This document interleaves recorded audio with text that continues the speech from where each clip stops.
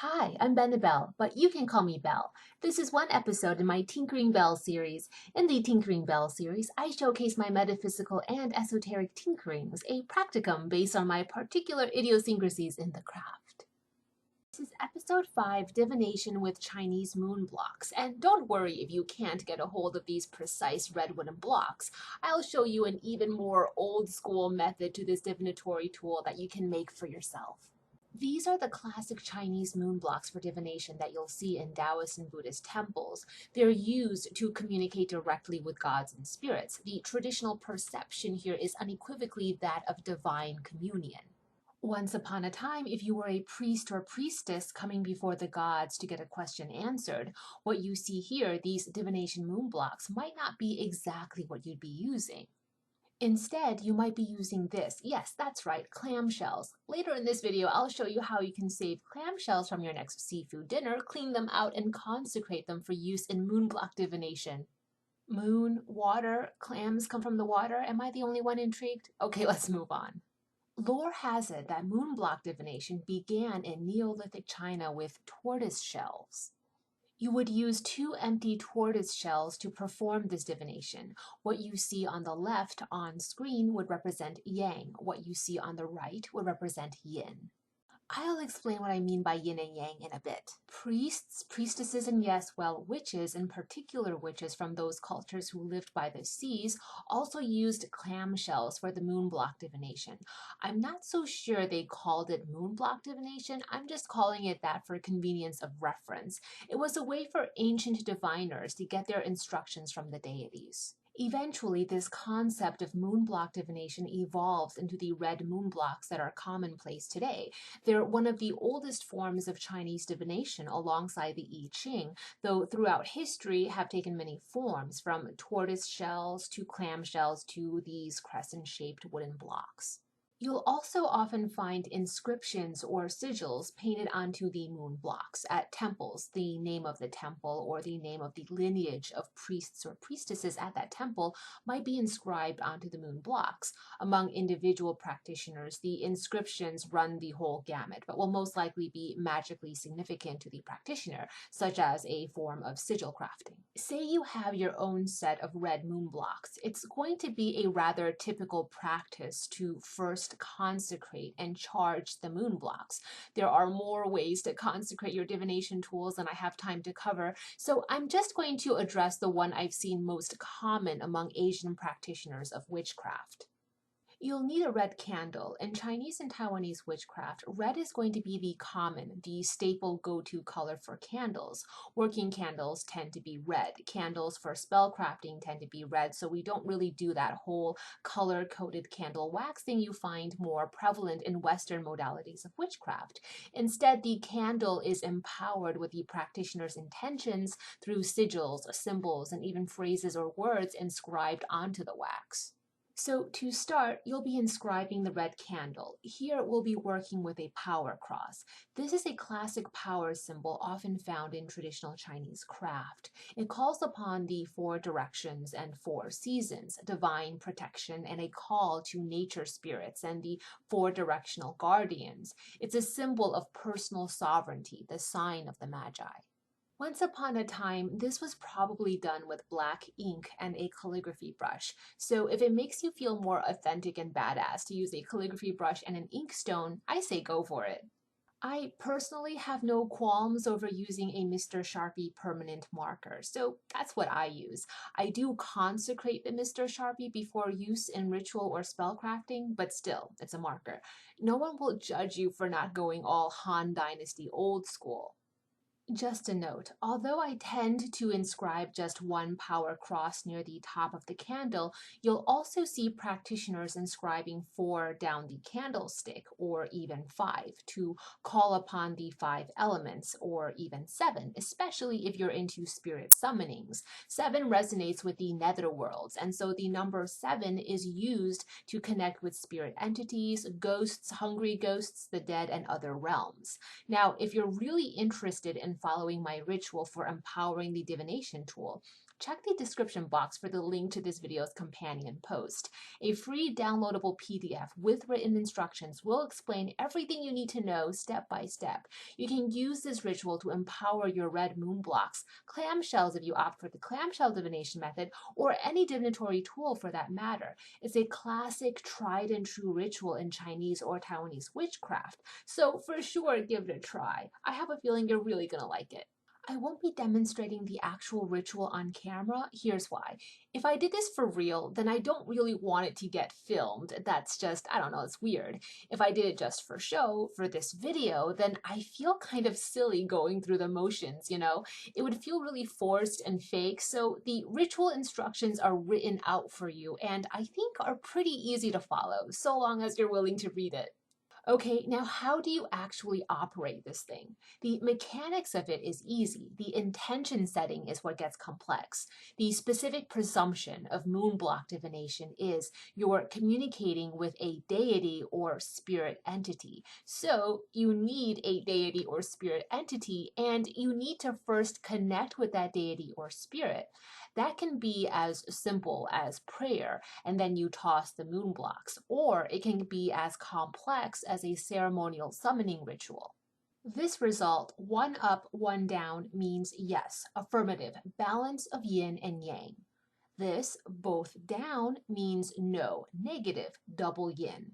This, both up, double yang, is called laughing gods. You see how they're kind of wiggling at you like two smiley faces laughing, the gods laughing? Laughing gods means the gods are withholding their response and won't be answering your question at this time. Double yang is indicative of strong spirit presence and is usually at least an omen that you're on the right track. But at this time, the final answer either can't be determined because not every variable is in play, or the gods are telling you it's not for you to know yet. Timing is just not right. Essentially, laughing gods is kind of like deity saying to you, LOL, maybe. Now let's demonstrate how a practitioner might go about communing with the gods through Chinese moon blocks. First things first, we've got to create the nexus between the realms. That's a fancy, pretentious way of saying light incense. Here, we're going to be petitioning or communing with Jiao Bei, the Lady of the Ninth Heaven. We're going to start with a Taoist and esoteric Buddhist magical practice called Kai Guang, but a short form of it since this relic of Jiao Bei has already been empowered. I've done a formal, long-form Kai Guang ritual already. This is just about channeling her down to this space. Sidebar, Joey Morris from Starry-Eyed Supplies, I'll link her contact in the description box, crafted a spell oil for me for working with Jiao Bei, and that's the spell oil I am using here in Kai Guang for Jiao Bei. If you'd like to get the same exact oil I use here for working with the Lady of the Ninth Heaven, contact Joey Morris with your request. She's amazing. Okay, so take some of that spell oil or an anointing oil you've crafted specifically for Kai Guang and rub it in between your thumb and index finger. Then you anoint the statue of the deity you're calling upon. While you do so, you recite a mantra, invocation, or evocation, whichever is your go-to in your practice, while you anoint the figure. Here I'm using Namo Jiao Bei. Then I ring a ceremonial bell, kind of as a ritual greeting. In so many Eastern mystery traditions, you're going to see some form of ringing of a ceremonial bell in the beginning of a ritual to, in effect, greet the gods.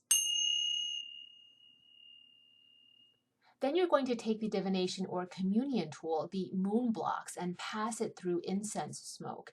Incense smoke is the channel through which humans can connect with the celestial and spirit realms. Plus, Asians are like all about the incense.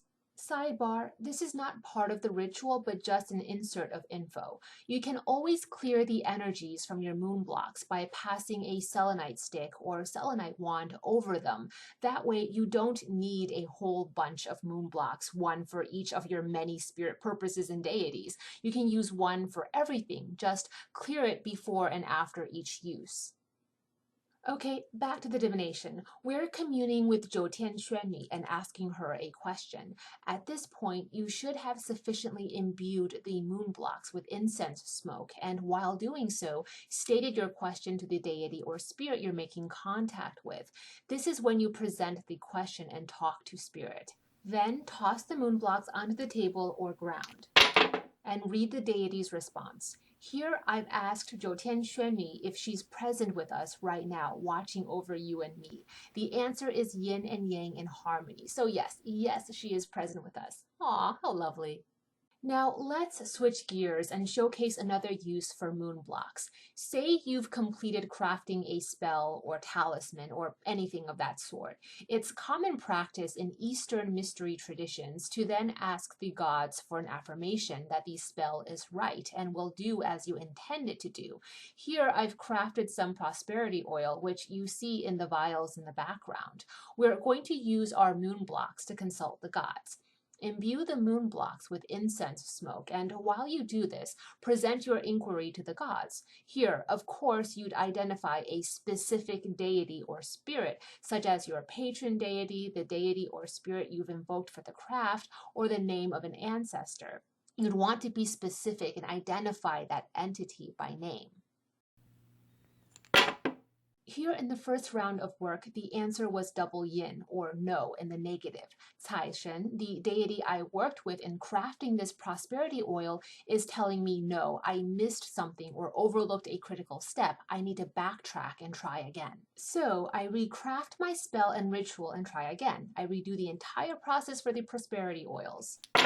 Now I get laughing gods. Cai Shen, the god of wealth, is laughing at me. I'm on the right track. I haven't done anything wrong. At least the god of wealth isn't pointing out any mistakes. So what I do is leave the oils on the altar to charge more intensely overnight. Okay, the next morning, here we go again. Amping the charge overnight under the watchful eye of Cai Shen on an altar did the trick. We get yin and yang in harmony. The answer is in the affirmative. We've got the god of wealth's blessing and approval. These prosperity oils are ready to go.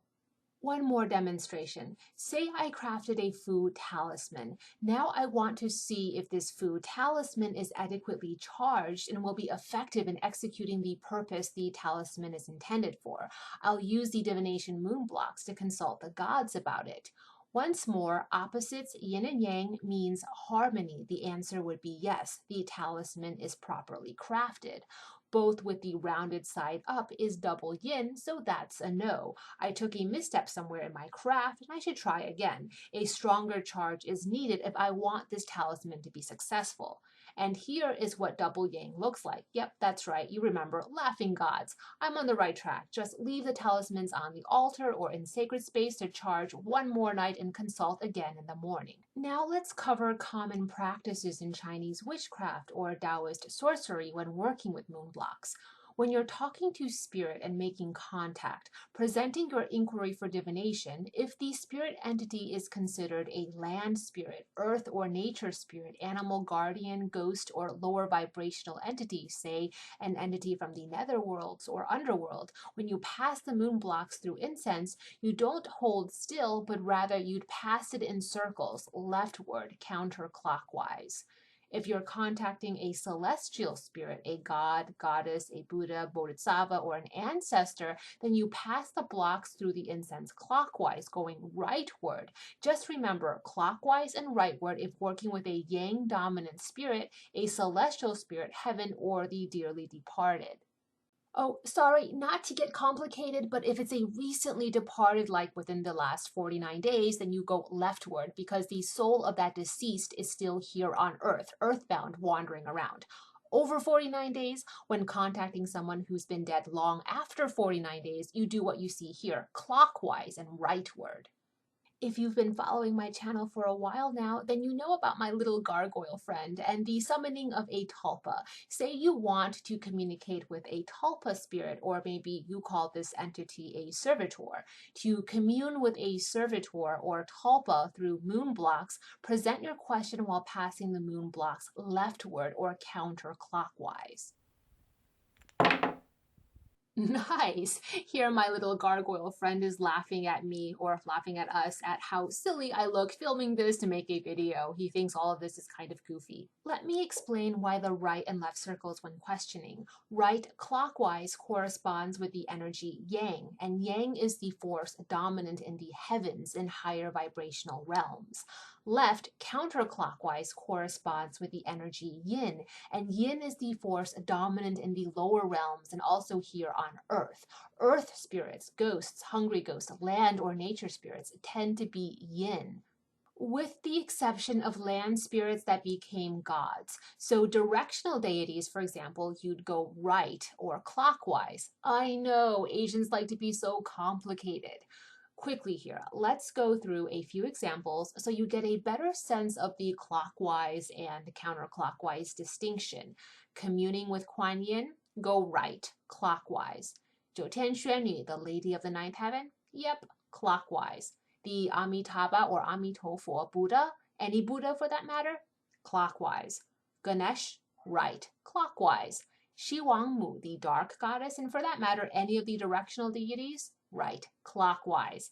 How about an animal totem, animal spirit, nature spirit, land spirit, or a tulpa you've summoned? Left, counterclockwise. Ancestors long gone and died more than 49 days ago, you go right, clockwise. Someone who just died under 49 days, then you go left, counterclockwise. Demons, spirit entities from the underworld or hell realms, left, counterclockwise. Kitsune fox spirit, this gets complicated. In Chinese and Taiwanese witchcraft, esoteric Taoism, and Chinese Taoist magic, kitsune fox spirits are demons, so you would go left, counterclockwise. But in Shinto and Japanese witchcraft, the kitsune fox spirit is considered a deity or an extension or manifestation of deity, so you would go right, clockwise. Checking in on the progress or success of a hex or curse, pass the moon blocks left, counterclockwise.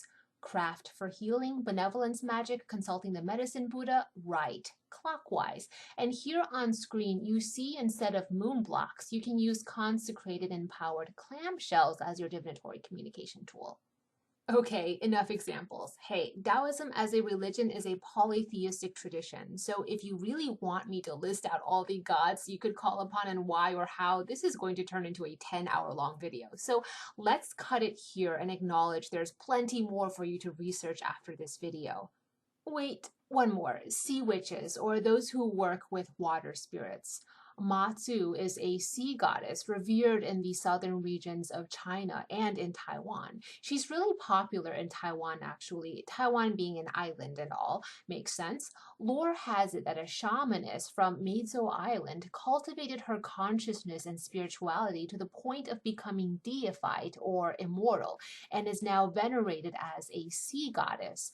Today, practitioners of craft who follow a shamanic path and venerate Matsu will use divination with clam shells to connect with her.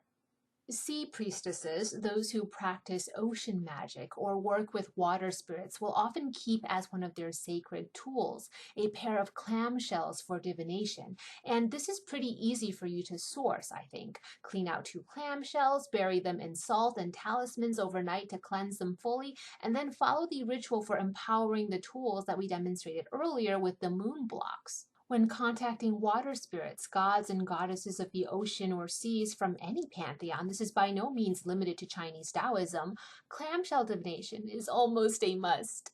One way to empower them into a divinatory tool is by anointing them with a spell oil, one crafted with the element water in mind. Same as before, you need the opposite yin and yang in harmony for the answer to be in the affirmative. So 1 clamshell up and 1 clamshell down. Both clamshells following domed up resembles the curved and darker nature of yin, so this is double yin. This indicates an answer in the negative. Both clamshells falling with the interior up is holding spirit, cupping spirit, and spirit is yang, so this is double yang or laughing gods. Plus, when they land, they kind of shake and giggle at you, so it's easy to see that this is laughing gods here. I love crafting my own set of clam shells for divination in lieu of the red moon blocks. They're more old school in one sense, aligning you closer to nature, and you get the representation of earth in the trinity of heaven, earth, and man that's so important in Taoism. You, the practitioner, represent man, and the divinatory process itself is connecting to heaven. So I wouldn't just use it for water spirits just because clams. I would also use the clam shells as tools for connecting to any deity. What do I hope you get out of this video? Understand the core essence of Chinese moonblock divination and find the common denominator with your own path. Is there something here you could learn from and integrate into your own path? This methodology of divine communication can work in witchcraft for any pantheon. It's an incredible occult technology, I think. So, feeling called yet to work with this divinatory system? Let's review one more time. Exterior of the clamshells, both up, double yin, the answer is in the negative. Interior of the clamshells, both up, double yang, full of spirit. That's the laughing gods. You're on the right track, but not quite there yet, or the answer is not to be disclosed to you at this time. Keep going on the path you're on and ask again in a few. One up, one down. That's the harmony of yin and yang. The answer is in the affirmative. I'm going to answer a question preemptively because it never ever fails to come up. Can a non-Chinese craft a variation of moonblock divination to use in their own practice? Yes, yes, of course.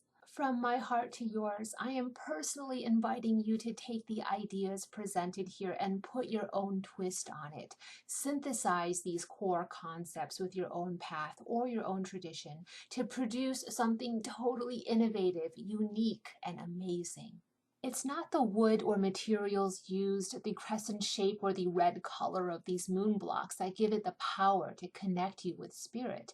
It's the accord you establish, that invisible attunement you produce through the power of your mind, will, and craft that brings the divination to life. Remember that and you can't go wrong. Come on, how hard is it to get your hands on a set of clam shells? Clean it out, consecrate it, and give it a go in your divinatory engagements. Oh, a couple points of superstition. I was taught to never ask the moon blocks a question you don't want the answer to. What does that mean? It means be wise. Don't ask stupid questions you can't answer for yourself. Don't waste the god's time. Don't ask questions that are selfish, that don't imply a greater depth of meaning, significance, and purpose. Also, acknowledge that what I just said is a superstition. It's a belief. Without a doubt, it's what some people believe. Does that mean you have to believe it too? Well, I'm going to leave that final question up to you to answer for yourself. Whether you want to integrate the Chinese cultural connection through the moon blocks, or you craft your own set from clam shells or even tortoise shells, download the ritual instructions for empowering such a divinatory tool and try your hand at spirit communication. I just know that once you give this a try, such a divinatory tool will become a cherished part of your craft. So, what did you think? Let me know. Oh, and while you're at it, got a request for a future episode? Tell me what you'd like to see from the Tinkering Bell series and leave your remarks in the comments below. Thanks for watching, and please help support my work by liking this video and subscribing to my channel. Don't forget to hit that bell icon so you get notifications for all new uploads.